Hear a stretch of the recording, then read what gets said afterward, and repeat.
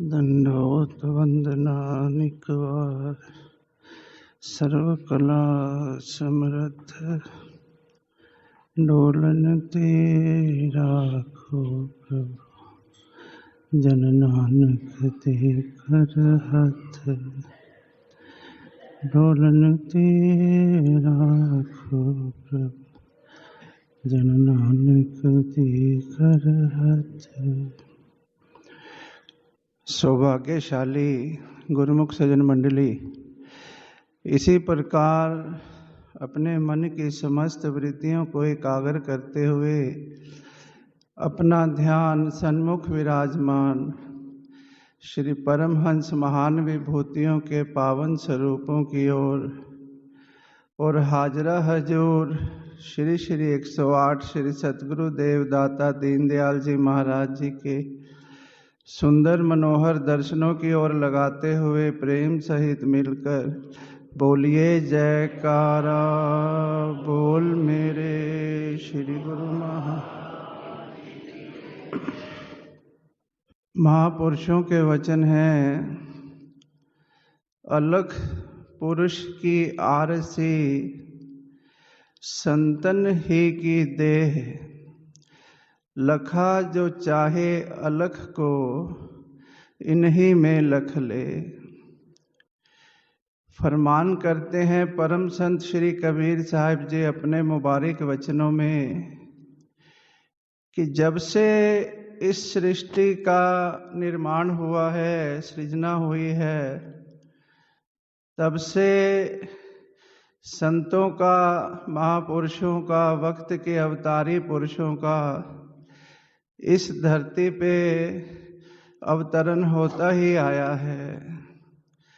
और संत महापुरुष इस धरती पे अवतार लेते हैं तो एक मिशन के अंतर्गत आते हैं। उनका एक बहुत ही महत्वपूर्ण कार्य होता है। वो कार्य कौन सा होता है? कल बसंत पंचमी की पावन बेला में हमारे श्री हजूर सतगुरु देवदाता दीनदयाल जी महाराज जी ने अपने पावन वचनों में भी फरमाया कि संत महापुरुषों का इस धरती पर प्रकट होना, अवतार लेना, आना वाहिद और वाहिद जीव के कल्याण के लिए होता है, जीव की भलाई के लिए निहित होता है। और जीव का कल्याण किसमें है कि जीव जिस मकसद के लिए इस संसार में आया है, जिस मकसद के लिए उसने इस संसार में जन्म लिया है, उस मकसद, वो मकसद क्या है कि उसकी आत्मा परमात्मा से बिछुड़ गई है। अंश जो है अपने अंश से बिछुड़ गया है, उसको मिलाने के लिए वो इस धरती पर आया है।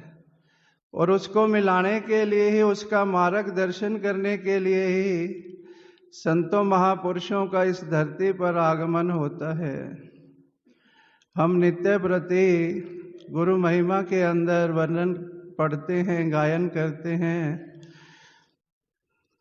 स्वामी सच्चिदानंद सतगुरु अलख रूप लखाते हैं, अंश अपने अंश से मिल एक रूप हो जाते हैं।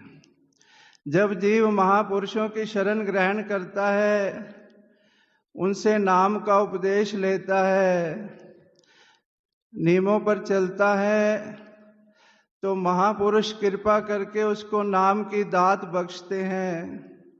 जब धीरे धीरे वो उस नाम की कमाई करता है तो उसको अलग स्वरूप के दर्शन हो जाते हैं। और अंशी जो है अपने अंश जो है अपने अंशी के साथ धीरे धीरे एकाकार होने लगता है।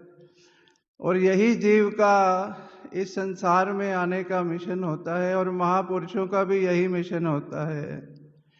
एक बार भगवान विष्णु से नारद जी पूछते हैं, भगवान आपने मुझ पर जो इतनी कृपा की है, मैं जब चाहे वैकुंठ लोक में आ जाता हूँ, जब चाहे आपके दर्शन कर लेता हूँ, और सारा दिन आपका नाम जपता हूँ, नारायण नारायण करता हूँ, तो मेरी भक्ति तो पूर्ण है, इसमें तो कोई गुंजाइश नहीं है ना। तो भगवान विष्णु मुस्कुरा पड़ते हैं। नारद जी कहते हैं, प्रभु आपकी मुस्कान में जरूर कोई राज है, आप बताइए क्या बात है। तो भगवान विष्णु कहते हैं, नारद जी आपने अभी मेरे एक ही स्वरूप के दर्शन किए हैं, अतः आपकी भक्ति पूर्ण नहीं है।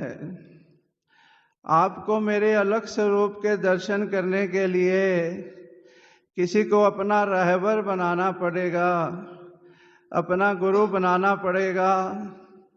जब आप उनके आदेशों का पालन करोगे तभी आपकी भक्ति पूर्ण होगी। हम कथा का सार लेते हैं कि कैसे नारद जी धरती पर आए, कैसे उन्होंने गुरु धारण किया और श्री सतगुरु देव जी ने उनके सारे काज संवारे, तब जाके उनकी भक्ति की यात्रा संपूर्ण हुई। तो गुरुमुखों, हम सब ने भी भक्ति मार्ग पर कदम रखा है और इसी यात्रा को संपूर्ण करने के लिए हमारे प्रातः स्मरणीय हृदय सम्राट श्री श्री 108 श्री पंचम पातशाही जी महाराज ने बहुत ही सुंदर 5 नियम बनाए हैं। श्री सुबह शाम की श्री आरती पूजा, पावन दरबार की निष्काम सेवा, सत्संग, सुमरन, दर्शन, ध्यान और 2 घंटे भजन अभ्यास हमारे हजूर महाराज जी नित्य प्रति जिसके लिए जोर देते हैं। अगर हम श्रद्धा से प्रेम से ये करते हैं तो निश्चय ही हमारी भी भक्ति की यात्रा संपूर्ण होगी। ये लोक भी सुखी होगा, परलोक भी सुखी होगा और श्री सतगुरुदेव महाराज जी की प्रसन्नता भी हासिल होगी। बोलिए जयकारा बोल मेरे श्री गुरु महाराज जी की।